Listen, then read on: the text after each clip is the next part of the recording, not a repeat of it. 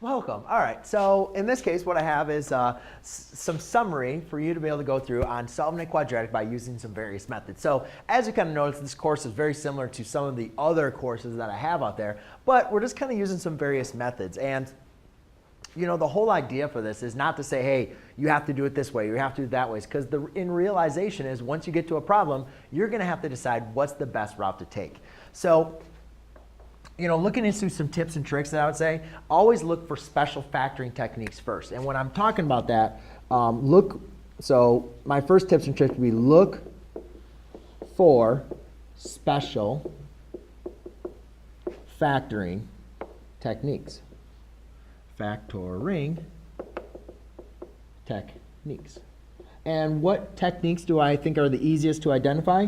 Well, the difference of two squares.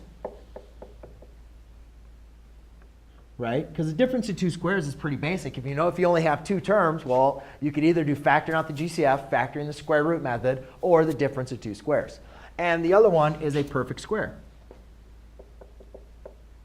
So you can identify, again, a perfect square trinomial if the first term and the last term are both perfect squares, and your middle term is double the square root of the product of your first and your last term as far as your coefficient and your constant. So perfect square, again, even perfect square and the difference of two squares, you're looking for square numbers. And if you see square numbers and it looks like they're in that form, then ding, ding, ding, that's exactly what you're going to want to be looking for.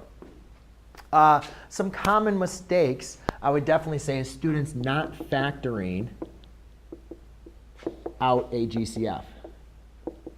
And this is one thing that really gets at me when I'm working with students is they, rather than want to thinking to see what GCF can I factor, they say, forget it. Let me just complete the square. Let me just do the quadratic formula and spend all that time. But really, what it really amounts down to is the more and more practice that you can get into learning how to factor and learning how to identify your special factoring techniques, the quicker and the easier a lot of this work becomes. So a common mistake, is just kind of giving up and say quadratic formula, forget about factoring.